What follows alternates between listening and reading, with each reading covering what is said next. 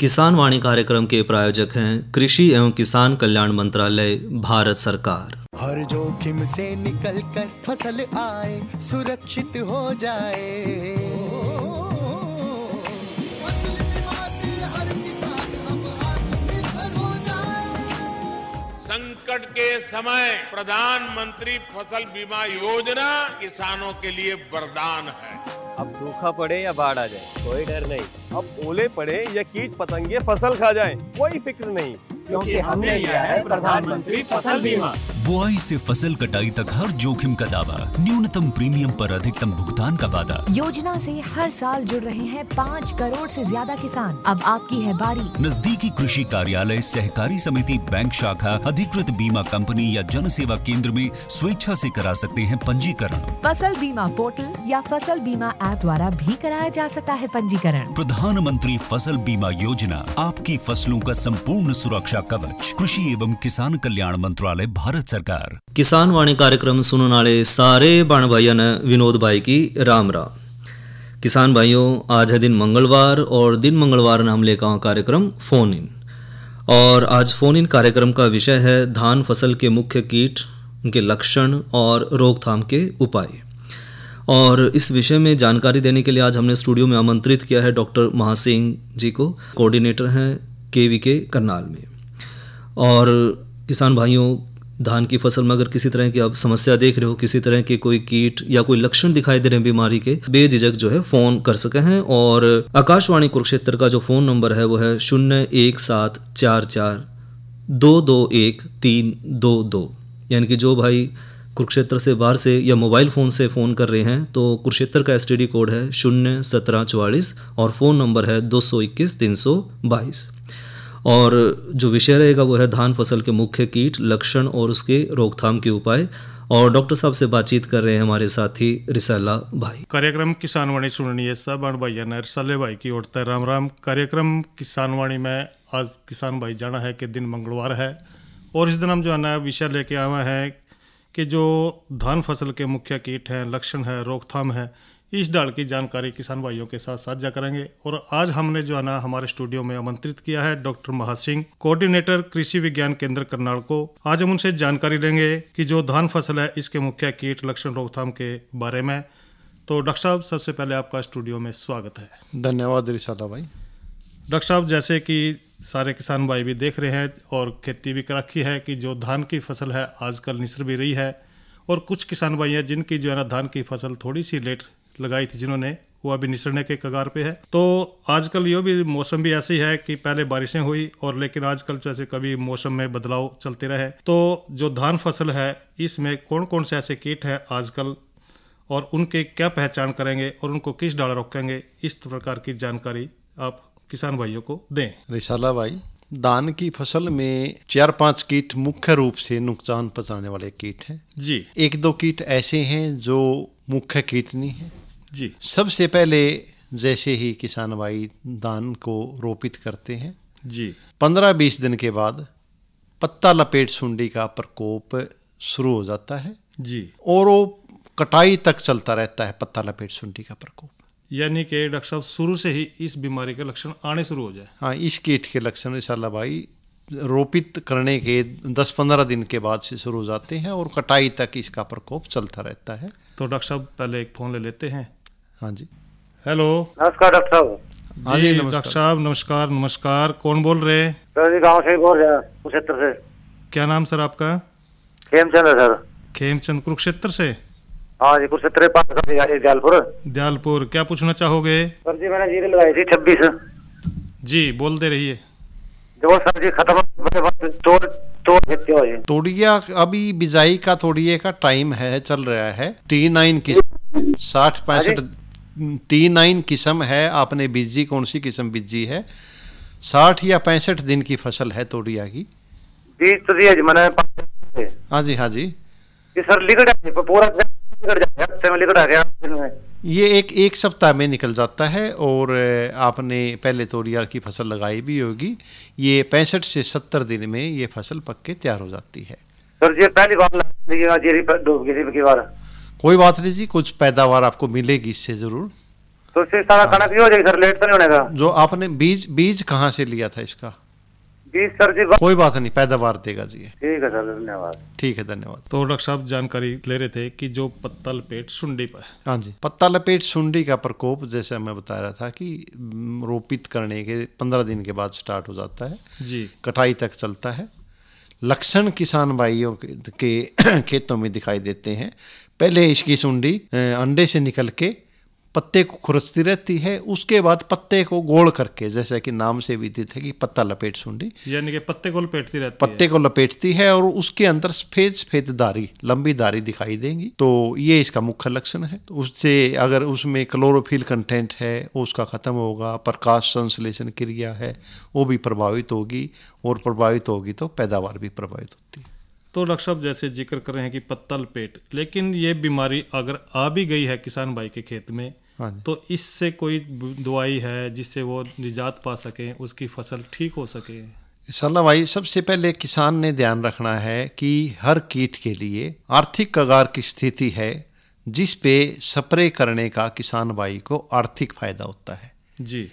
इस कीट के लिए अगर प्रति पौधा के हिसाब से 1 से 2 सुंडी प्रति पौधे के हिसाब से 1 से 2 सुंडी से ज़्यादा दिखाई दे, उस टाइम स्प्रे करने की ज़रूरत है जी। किसान भाई सुंडी को देखते ही स्प्रे के लिए ना जाएं जी। काफ़ी किसान करते हैं कि सुंडी दिखाई दी स्प्रे कर दिया, क्योंकि अगर 1 या 2 सुंडी से प्रति पौधा प्रति हिल बोलते हैं उससे संख्या कम है। पहले एक फोन ले लेते हैं, चर्चा जारी रहेगी। हेलो, हाँ इंदिरा जी, क्या पूछना चाहोगे? किस चीज का? अच्छा, तितली। हाँ जी जी। इंदिराज, हाँ जी, इंदिराज जी, मैं आपको बताना चाहूँगा, जो आप तितली कह रहे हैं, 2 तरह की तितली आती हैं। एक तो सबसे पहले तितली आती है जिस कीड़े के बारे में हम बातचीत कर रहे थे, पत्ता लपेट। दूसरी तितली है गोब की सुंडी की तितली। आप देखोगे पत्ते के ऊपर बैठी पाएगी, और जो उसकी मादा तितली है, मादा तितली के ऊपर 2 काले निशान पंखों पे मिलेंगे। वो गोब की सुंडी की तितली है। उसके लक्षण आपको पता है कि सबसे पहले वो गोब के अंदर घुसेगी। अगर फसल पकने के नजदीक है तो सफेद बाली दिखाई देगी। अगर पकने के नजदीक नहीं है तो गोब सूखी हुई दिखाई देगी। गोब नीचे से आप देखोगे, खींचोगे, खींच के दिखाई देगी। तो इसके लिए 2-3 दवाइयां हैं। सबसे पहले तो अगर आपने जो रोपाई के 30 दिन के बाद या तो आपने कार्टेप डाल दी होगी, कार्टेप हाइड्रोक्लोराइड बोलते हैं, 7.5 किलो, या आपने रिजेंट डाल दी होगी 7.5 किलो, या आपने फर्टेरा दवाई है 4 किलो प्रति एकड़ के हिसाब से, इनमें से एक दवाई डालनी पड़ती है। गोब की डाली है। अगर आपको लगता है कि अभी भी 2 या 3% से ज्यादा गोब सूखी हुई है तो फ्लूबेनामाइड दवाई है, टाकुमी के नाम से आती है, 50 ग्राम प्रति एकड़ के हिसाब से 200 लीटर पानी में मिला के स्प्रे करना है। ध्यान रखें कि बारीक फुहारे से करना है। बारीक फुहारे से नहीं करोगे, आधी दवाई नीचे गिरेगी, कोई फायदा कम रहेगा। दूसरी बात, इसमें सरफेक्टेंट आता है, चिपचिपा पदार्थ, जीरी में 50 ग्राम 50 मिलीलीटर प्रति एकड़ के हिसाब से, वो भी जरूर मिला लें। ये इसके लिए कारगर दवाई है, इसका निश्चित रूप से इसका कंट्रोल रहेगा। ठीक है, धन्यवाद। हाँ जी। और उसकी हाँ जी। और तोड़िया बोएंगे जी हम, पानी फिर बोया करा जी। हाँ जी। हमने कहा जो गील में बोए जाएंगे तो उखड़ जाएगी, सूख जा। हाँ, तोड़िया बोओगे या सरसों बोओगे आप? ना जी, तोड़िया। अच्छा, तोड़िए की कौन सी किस्म लगाते हैं आप?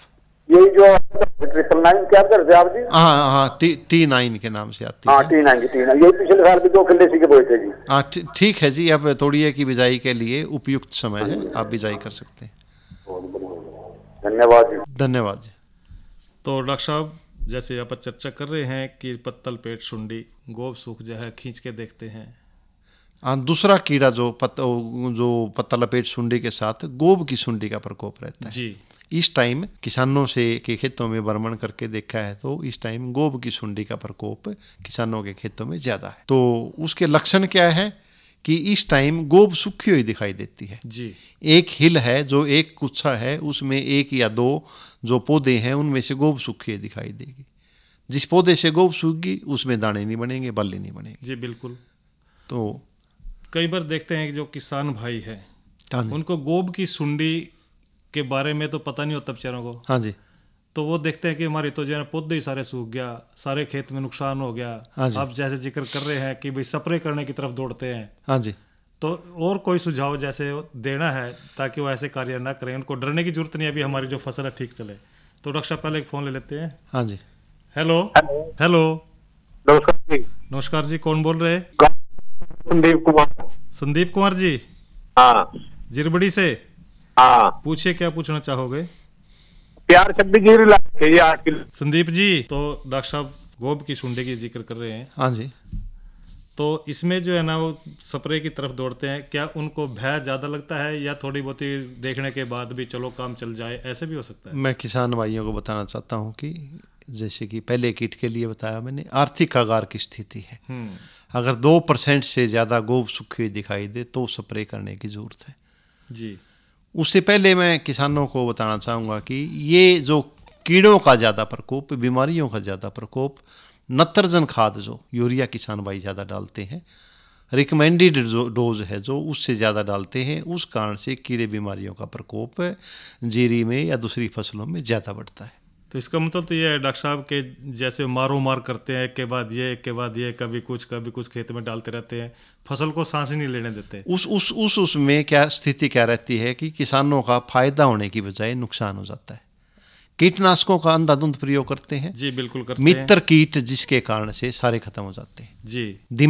जो मकड़ी है जी, किसानों ने भी देखी है। मकड़ी आजकल के टाइम पे अगर कीटनाशकों का कम से कम प्रयोग किया है, खेतों में मकड़ी काफ़ी मात्रा में मिलती है।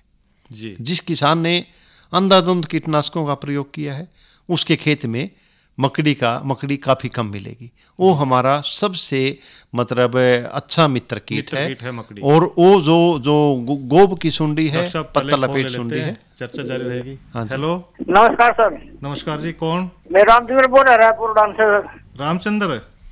हाँ जी सर। पूछिए क्या पूछना चाहोगे? ये 126 जीरो है, इसके नीचे दो पत्ते बिल्कुल लाल हो रहे। रामचंद्र जी, हाँ जी, जो आपने बताया कि जो दो पत्ते लाल हुए हैं, इस टाइम में कुछ खेतों में समस्या आती है।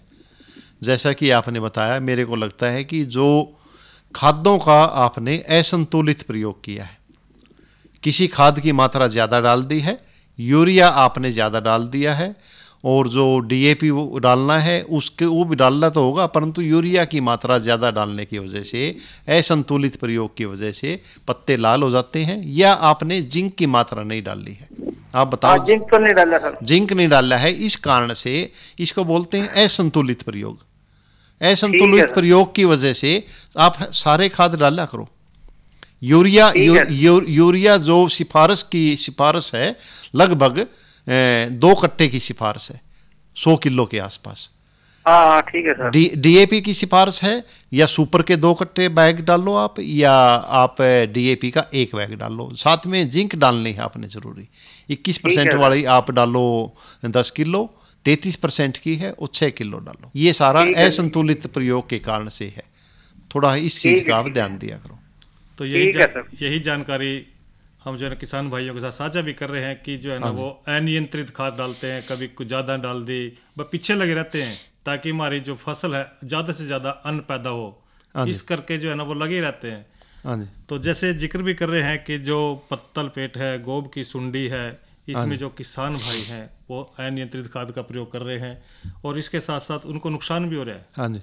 जब नुकसान हो रहा है तो वो इस बात का ध्यान रखते हैं कि वो सोचते हैं कि मेरी फसल दूसरे किसान से अच्छी हो। हाँ जी।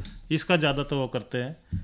तो इस प्रकार से जो है ना हम भी यही कहते हैं बार बार के किसान भाइयों को भी ज़्यादा से ज़्यादा जो है ना अनियंत्रित खाद का प्रयोग मत करें, कीटनाशकों का प्रयोग ना करें। तो इस प्रकार की जानकारी हमको समय समय पर देते रहते हैं। हाँ। और आप चर्चा भी कर रहे हैं कि जो गोब की सुंडी है जैसे उसमें खाद ज़्यादा डाल रहे हैं, अभी पूछ रहे थे कि लाल पत्ते हो गए नीचे से 2, तो इस प्रकार की जानकारी। नत्रजन खाद जो किसान भाई ज़्यादा डालते हैं, नत्रजन खाद ज़्यादा डालने से पत्ता नरम होता है जी।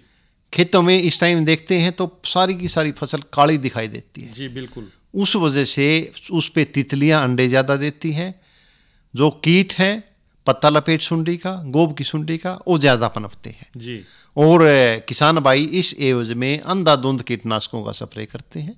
जैसा कि मैंने बताया कि मकड़ी है, मकड़ी एक बहुत अच्छा मित्र कीट है जो पत्ता लपेट सुंडी है, गोब की सुंडी है, उनके अंडों को खाता है और जिस कारण से मकड़ी भी नष्ट हो जाती है और प्राकृतिक नियंत्रण है कीड़े का वो नहीं बन पाता। जैसे डॉक्टर साहब एक हम भी बात करते हैं भाई, अब तो जीरे के ऊपर जो है ना मकड़ी ने जाड़ा तान लिया, हाँ जी, और से मक्खी मच्छरों के जो है ना कम हो गए। हाँ जी, गांव के अंदर भी देखते हैं अभी अब जाड़ा तड़ने से जो है ना मक्खी मच्छरों का प्रभाव जो है ना कम हो जाता है। हाँ जी, तो इस करके हम कह सकते हैं कि जो मकड़ी है हमारी मित्र कीट है। हाँ जी, मच्छरों को खाती है, मित्र कीट है, अंडों को भी खाती है और जो हानिकारक कीट हैं उनको भी नुकसान वो खाती है। अब मैं दवाई और बताना चाहूँगा किसान भाइयों के लिए जी। इस कीट दोनों कीटों के लिए जी फ्लूबेंडामाइड दवाई है, टाकुमी के नाम से आती है, 20% में है ये।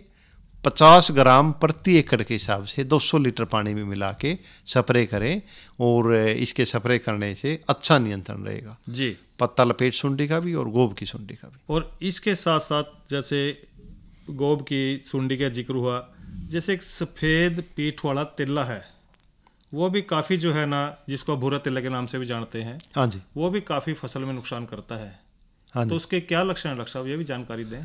मैं इंशाल्लाह भाई मैं बताना चाहूँगा कि जो अब अवस्था है फसल की, जी, अब के बाद 10 दिन के बाद, 1 सप्ताह के बाद मौसम अनुकूल जब कीड़े के लिए होगा तो इस कीट की संख्या बढ़नी शुरू हो जाती है जी, सफ़ेद पीठ वाला तिल्ला और भूरा तिल्ला। जी, पहले सफ़ेद पीठ वाले किले का डॉक्टर प्रकोप साहब होगा। पहले एक फ़ोन ले लेते हैं। हाँ जी, हेलो डॉक्टर साहब, शायद किन्हीं कारणों से संपर्क नहीं हो पाया। हाँ जी, तो जिक्र करें डॉक्टर साहब सफ़ेद पीठ वाले तिल्ले के बारे में, तो डॉक्टर साहब पहले जो है ना मौसम का जैसे कि जिक्र कर ही रहे हैं, मौसम की जानकारी जो है ना ले लेते हैं। तो मौसम क्या कहेगा इसके बारे में भी जानकारी दे किसान भाइयों को। और सुनते हैं पहले मौसम का हाल। किसान भाइयों राम राम। मौसम पूर्वानुमान एवं कृषि सलाह के साथ मैं हूँ डॉक्टर ममता, मौसम विशेषज्ञ, चौधरी चरण सिंह, हरियाणा कृषि विश्वविद्यालय कृषि विज्ञान केंद्र कुरुक्षेत्र। किसान भाइयों, जिले का आज का अधिकतम तापमान 34.8 डिग्री सेल्सियस रहा, न्यूनतम तापमान 24.9 डिग्री सेल्सियस रहा।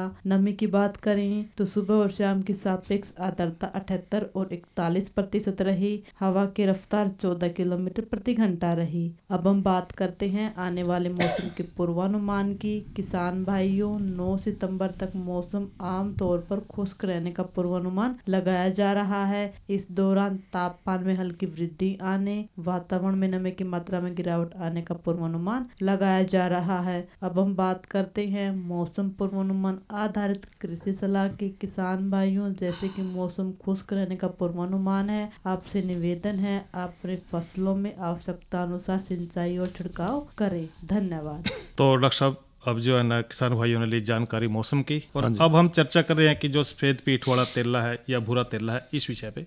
हाँ जी, ये क्या इसके लक्षण है और कैसे इसकी रोकथाम हम कर सकते हैं। सितंबर के पहले पखवाड़े में धान के खेतों में जी इस कीट के बढ़ने का अंदेशा रहता है। तो डॉक्टर साहब पहले एक फ़ोन ले लेते हैं। हाँ जी, हेलो हेलो डॉक्टर साहब, शायद संपर्क नहीं हो पाया। हाँ जी, तो जिक्र कर रहे हैं सफ़ेद पीठ वाले तिल्ले के बारे में। हाँ जी, जी, इस टाइम किसानों के खेतों में जो सफ़ेद पीठ वाला तिल्ला और भूरे तिल्ले के बढ़ने की अंदेशा रहता है। इसके लिए अनुकूल मौसम क्या है कि जिन खेतों में 10 से 15 दिन तक लगातार पानी खड़ा रहता है सिंचाई का, उन खेतों में इसका प्रकोप बढ़ता है। जिन खेतों में नाइट्रोजन खाद का प्रयोग ज़्यादा है, उन खेतों में भी इसका प्रकोप बढ़ता है। जी, बासमती की किस्मों के बजाय जो मोटी धान की किस्में हैं उनमें पहले इसका प्रकोप आता है, बाद में धान की जो बासमती किस्में हैं उनमें इसका प्रकोप बढ़ता है।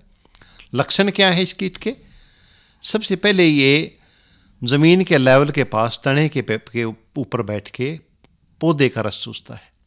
जी, रस चूसता रहता है। रस चूसने के बाद पौधे पीले पड़ जाते हैं और पौधे पीले पड़ने के बाद छोटी छोटी टुकड़ियों में सूखने शुरू हो जाते हैं। जी, बाद में अगर इसका नियंत्रण टाइम पे ना किया जाए तो टुकड़ियां सूख के पूरे का पूरा ये लगा के चलो बड़ी टुकड़ियों का रूप धारण कर लेती हैं, और इस कारण से अगर सूखने के बाद उनमें पैदावार नहीं मिलती है बिल्कुल। जी, तो ये किसानों को पहले जो कीट बताए उनका नियंत्रण की ज़रूरत है, परंतु इस कीट की ज़्यादा नियंत्रण की ज़रूरत है, ध्यान देने की ज़रूरत है।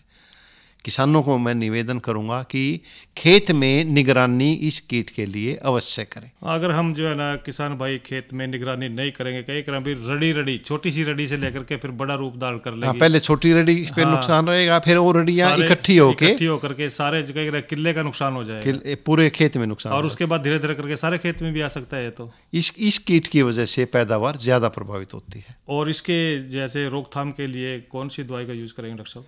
इसकी रोकथाम के लिए पहले किसान ने देखना है कि किस कीट आर्थिक आगार की स्थिति में है जी। अगर प्रति हिल, जिसको बोलते हैं प्रति पौधा या प्रति हिल, 5 से 10 से ज़्यादा उसकी संख्या है कीटों की, गिननी पड़ेगी किसान को। जी बिल्कुल। हाँ, तो 5 से 10 से ज़्यादा है, उस स्थिति में किसान भाई स्प्रे करें। अगर उन 10 से संख्या कम है तो किसान को स्प्रे करने की आवश्यकता नहीं है। 2-3 दवाइयाँ कारगर हैं। नहीं, जैसे जिक्र कर रहे हैं कि आवश्यकता नहीं, अगर मान लीजिए फिर उससे नुकसान कम होगा या बिल्कुल ही नहीं होगा, अगर कम है जीवों की संख्या, आर्थिक आगार है, अगर किसान भाई 5-10 से संख्या कम है जी, तो उसमें जितने पैसे की दवाई डालेगा उससे नुकसान कम रहेगा जी। तो उस स्थिति में दवाई का स्प्रे करने की जरूरत नहीं है। अगर 10 से संख्या तेले की ज़्यादा है, प्रति पौधे के हिसाब से 2-3 दवाइयाँ कारगर हैं, उनमें से किसी एक दवाई का किसान भाई स्प्रे करें। यानी कि उनको दवाई का स्प्रे तो करना ही पड़ेगा, जब ही जाके बचाव हो सकता है। अगर संख्या ज़्यादा बढ़ जाती है तो उस स्थिति में स्प्रे करने की जरूरत पड़ेगी। डॉक्टर साहब पहले एक फ़ोन ले लेते हैं, चर्चा जारी रहेगी। हेलो जी, नमस्कार जी। नमस्कार जी, कौन बोल रहे जी? जी राजपाल जी, पूछिए राजपाल जी, क्या पूछोगे? 3 किलो 26 जी। कौन सा स्प्रे किया राजपाल जी आपने?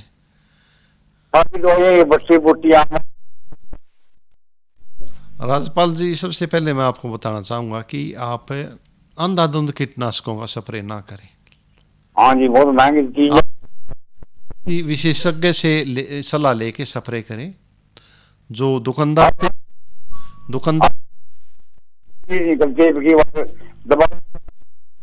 हाँ, तो विशेषज्ञ से सलाह लेके स्प्रे करें। अब आपने देखना है, अगर आपके खेत में भूरा तेला, सफेद पीठ वाला तेला है जो जमीन के लेवल के पास में तने पर बैठ के रस चूसता है, उसकी संख्या ज़्यादा है, 10 से ज़्यादा, तो आपने स्प्रे करना है। 2 दवाइयाँ हैं इसके लिए। चेस दवाई आपने सुनी होगी, पाइमेट्रोजिन उसमें साल्ट है 120 ग्राम प्रति एकड़ के हिसाब से, या दूसरी दवाई है डाइनोटिफ्रोन, उसमें केमिकल है, और ये मार्केट में ओसिन के नाम से या टोकन के नाम से मिलती है, 80 ग्राम प्रति एकड़ के हिसाब से। दोनों में से किसी एक दवाई का आप स्प्रे 200 लीटर पानी में मिला के कर सकते हैं। अच्छा जी। दोनों में से एक का करना है। अगर दूसरे स्प्रे की जरूरत है फिर दवाई बदल के दूसरी दवाई का स्प्रे करना। अच्छा जी, ठीक है। जी पूछिए।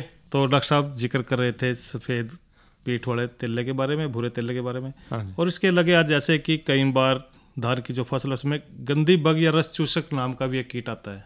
हाँ जी, वो भी काफ़ी नुकसान पहुंचाता है किसान भाइयों की फसल पे। ये जो गंदी बग जो बता रहा था मैं, तो गंदी बग कीट एक रेगुलर कीट नहीं है जी। हर साल इसका प्रकोप नहीं रहता है। किसी साल अनुकूल मौसम की अनुकूल स्थिति में इस कीट का प्रकोप कई बार बढ़ जाता है। तो ये क्या करता है कि जैसे ही बाली से दाने निकलेंगे जी, निसरनी शुरू होगी दान, और जो बाली में सफ़ेद दूधा है उसके ऊपर बैठ के रस चूसता है, और देखने को मिलता है कि किसी बाली में 2-2, 4-4 दाने, 10-10, 20-20 दाने सूखे दिखाई देते हैं, सफ़ेद दिखाई देते हैं। वो गंदी बग के रस चूसने की वजह से है। या फिर दूसरा है ग्रास ओपर की वजह से भी रस चूसने से दाने सफ़ेद हो जाते हैं जी। तो डॉक्टर साहब जैसे जिक्र किया है कि पत्तल पेट सुंडी, गोब की सुंडी, सफ़ेद पीठ वाला तेला, हाँ जी, और गंदी बग, हाँ जी, यही ऐसे कीट हैं जो किसान की फसल है उसको ज़्यादा से ज़्यादा नुकसान पहुंचाते हैं। हाँ जी। और कोई जानकारी जो हमारे किसान भाई है धान की फसल जिन्होंने लगा रखी अपने खेत में, ताकि वो उनसे बचाव कर सके जो कीट हैं? मैं किसान भाइयों को एक जानकारी और देना चाहता हूँ जो सफ़ेद पीठ वाला तेला बुरा तेला है। जब रात का तापमान कम हो जाता है, इस कीट की संख्या अपने आप ही कम हो जाती है जी। 22 डिग्री सेंटीग्रेड से रात का तापमान, दिन का तापमान नहीं देखना किसान भाइयों ने, रात का तापमान 22 डिग्री सेंटीग्रेड या उससे कम रहता है, तब इस कीट की संख्या अपने आप ही घटनी शुरू हो जाती है। तो उस स्थिति में किसान भाई स्प्रे करने की ज़रूरत नहीं है, मौसम के अनुसार कीट की संख्या घट जाती है। तो डॉक्टर साहब, आप आज हमारे स्टूडियो में आए, बहुत अच्छी जानकारी धान फसल के मुख्य कीट लक्षण और रोकथाम के बारे में दी। इस जानकारी को देने के लिए आपका बहुत बहुत धन्यवाद। धन्यवाद रिसाला भाई जी। और ये तो ली भाइयों ने जानकारी धान फसल के मुख्य कीट लक्षण और उसकी रोकथाम के उपाय पे, और इस विषय में जानकारी दे रहे थे डॉक्टर महासिंह जी। अरे अरे अरे क्या कर रहा है? इधर इधर इधर हम बोल रहे हैं तेरे बीजू का। पुतला बोल रहा है? पक्षियों से तो हम खेत को बचा लेते हैं, पर इन घातक रसायनों से कैसे बचाएं? मतलब? देख बेटा, तू जो ये अंधाधुंध रसायन मिलाता है ना, मिट्टी की सेहत बिगड़ने लगी है, और जब माटी ही कमजोर पड़ जाएगी तो उपज कैसे सेहतमंद होगी? अरे पहले ऐसा नहीं था, पूछना अपने बड़े बुजुर्गों से, कैसे फसल लहलहाती थी, शुद्धता झलकती थी। हाँ, माटी भी तंदुरुस्त और लोग भी। अरे पहली वाली बात कहाँ? पर अब तो सब यही डाले हैं। सब नहीं, आज भी लाखों जागरूक किसान परंपरागत विधि से फसल उगा रहे हैं, खर्चा कम और उपज की कीमत भी बेहतर पा रहे हैं। सच है? रे बेटे, एक्सपीरियंस से बता रहे हैं, धूप में बाल सफेद नहीं किए हैं। हाँ। ठीक है भाई, मैं भी आज से जैविक खेती शुरू करूंगा। माटी से प्रेम की परंपरा है, परंपरागत खेती। किसान वाणी कार्यक्रम के प्रायोजक थे कृषि एवं किसान कल्याण मंत्रालय, भारत सरकार। और इसके साथ ले भाइयों तो इजाजत। अच्छा भाइयों,